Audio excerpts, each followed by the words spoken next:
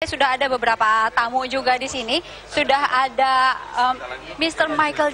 Halo. Can I call you just Michael or Jones? Oh, Michael is good. And I'm Indy. Mas Enda, Halo, Mbak. kita mau ngobrol di sini atau ke sana? Di sana aja kan. Oke, we move to the red sofa. Kami akan bincang dengan Google Chief Technology Advocate dan sedang berada di Jakarta. How many days will you be in Jakarta? A week. A week. A week. Yes. From yesterday or whatever. So from yesterday until next week. Yes. So what is the biggest plan in Jakarta? Your biggest plan in Jakarta? Well, we've been working at a very exciting conference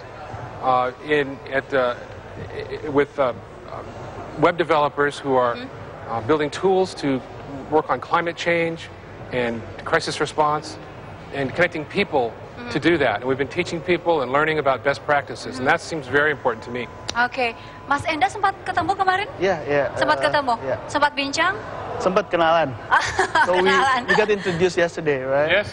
Ya, sebenarnya saat ini lagi ada acara 2 hari, TechCamp Global. TechCamp Jakarta ini yang kedua, setelah sebelumnya di Santiago, Chile ya. Santiago, Chile. Indonesia itu ada, how many networks in Indonesia? Saat ini, internet users in Indonesia is about 30 to 35 million people. 32, 35? 35. Some people say it is 80 million No, letters. I think the latest numbers, we don't have the official number because our government... Maybe you have numbers. About Indonesia, in which position in the global networks? I think among countries of such a large size, it's very high, but it's not the greatest percentage. The greatest percentage would be in countries like the Netherlands and Belgium, where it's a small, connectivity exists throughout the country well. But Indonesia, with so many islands and so many remote places, it's very hard to have the same level of connection. Okay, but Indonesia is still the biggest, one of the very big. Very big, yes. Oke, tadi malam kemarin saya sempat mengundang teman-teman dari Twitter gitu untuk bertanya kepada Mr. Jones. Tetapi nanti ya, we have a break, commercial break first. Kami kembali saat lagi.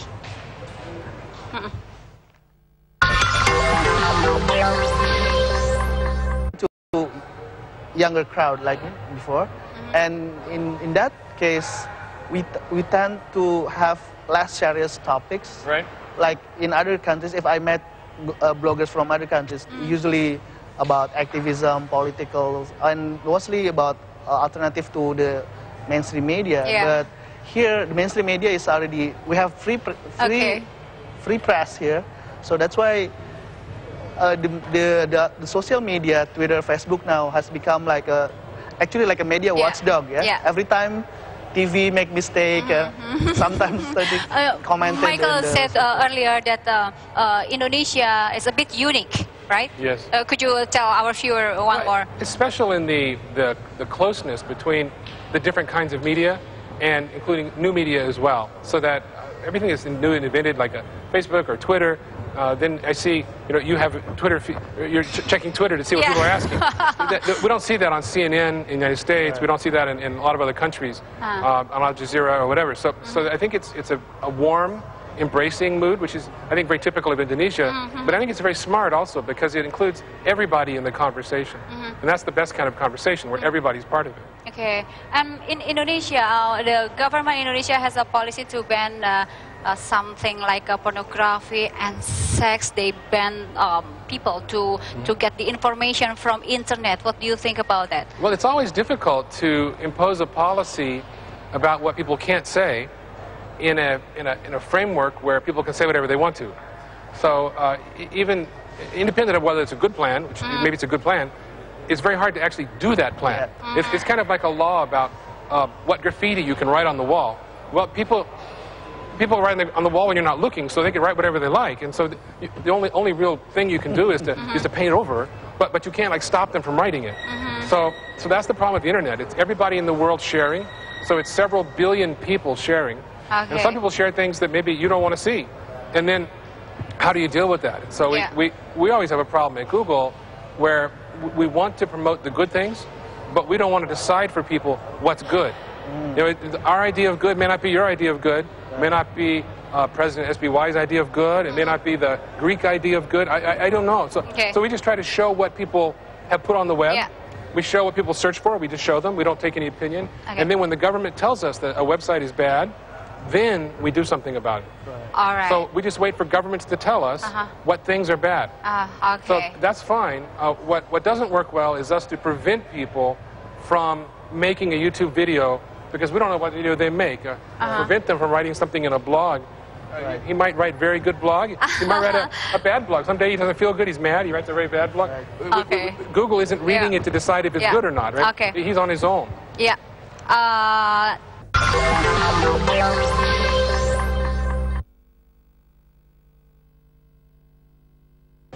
Awal terbentuknya Google bisa dibilang secara kebetulan.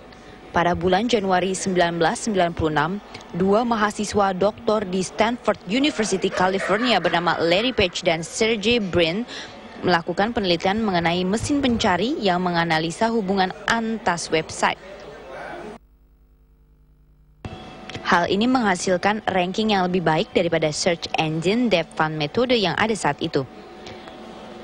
Larry dan Sergey masih berusia 24 tahun kala itu. Setelah beberapa lama melakukan riset, keduanya pun berhasil menciptakan mesin pencari bernama Backrub. Mereka terus menyempurnakan mesin pencari Backrub dan mulai mencari investor untuk proyek mereka. Andy Bechtolsheim, salah satu penemu Sun Microsystem yang pertama kali setuju memberikan investasi sebesar $100.000 dalam bentuk cek dengan syarat nama mesin pencari tersebut diganti dengan Google.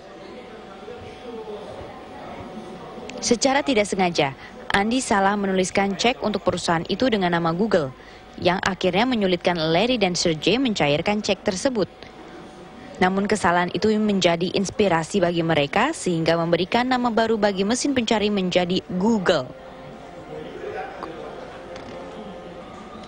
Jadi nama Google sebenarnya adalah pelesetan dari kata Google yang berarti 10 pangkat 100, yang berarti angka 1 dan diikuti 100 angka 0. Yang dimaksudkan untuk menunjukkan bahwa di Google ada banyak sekali informasi yang hampir tak terhitung banyaknya. Berkat usaha keras, pada 4 September 1998, Google yang saat itu berkantor di garasi milik salah seorang teman Larry dan Sergey, akhirnya mendapatkan investasi senilai $1,1 juta, termasuk cek $11.000 dari Andy yang akhirnya berhasil dicairkan. Mesin pencari Larry dan Sergey pertama kali digunakan oleh Stanford University di google.stanford.edu. Domain google.com sendiri diregistrasikan pada tanggal 15 September 1997 dan menjadi perusahaan Google Inc. Pada 4 September 2001, Google juga mematenkan sebuah sistem perangkingan hasil pencarian yang saat ini populer disebut PageRank. Kesuksesan Google terus melejit dengan semakin banyaknya inovasi serta servis yang bermanfaat bagi pengguna internet. Hal itu sempat membuat banyak raksasa internet lainnya seperti Yahoo, bahkan Microsoft menjadi khawatir. Meski berada di puncak sukses, Google tak luput dari berbagai kritikan. Google menjadi kontroversi karena dikaitkan dengan praktik dan layanan mereka, termasuk masalah hak cipta dan masalah privasi. Beberapa negara seperti India, Prancis, dan Jerman bahkan menganggap Google mengancam keamanan negara mereka.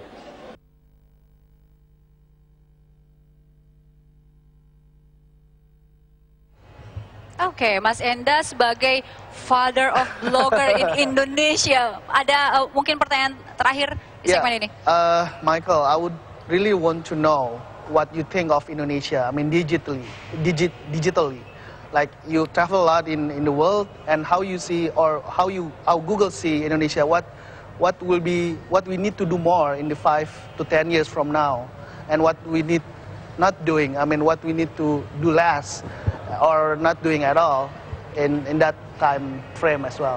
Okay, well, that's a really good question. The fundamental notion is that democracy breeds information. Right.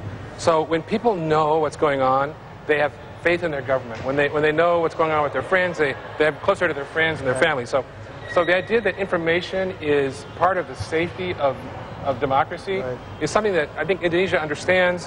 the worry about pornography notwithstanding. Yeah. You don't see that in China and other places. Right. So the number one thing to do is to really respect the ability of people to be intellectually curious and to talk. And that sometimes that takes defending people you don't like. So if people say things that are offensive, but you want to allow them to speak from their heart, you have to allow conversations that are uncomfortable. So I think every country will be measured by its willingness to do that. Right. And it's very easy when you're in a leadership position to silence conversations that are troubling. Right. And so obviously that's the first thing to do. The second thing is the great thing of the internet is that everybody has a voice now. Everyone can be heard. Right. But the bad thing about the internet is that there's so many voices. All you hear is noises. You hear everybody's voices shouting all the time. And so it's important to learn to hear, but then still be sensitive to what it means. So you hear a loud voice, maybe it's not the wise voice. Right. You hear a mild voice, but maybe it is the wise. So learning who to listen to in the internet may be different than who to listen to in public life, personal life. And so that's one. And then the third thing, I think, especially for Indonesia, which I've been sensitive to for the last 2 years, is the actual connectivity of people in Indonesia. Right. Yeah. I mean, Jakarta is a leading city of the world in every possible way. But that's not true for every island in Indonesia's 17,000 islands. There are places where people do not have the internet. Around the world, 22% of humans have access to the internet. 78% do not. Those people do not have any of the things we're talking about. And so how do we reach out to those people? And that needs to be I think a full-time job for those of us fortunate enough to have the privilege to live in a better society. Right. All right. It's nice to have a talk with you in this morning. Thank you, Michael Jones, Google Chief Technology Advocate. Thank you for your time. Mas Endah, thank you.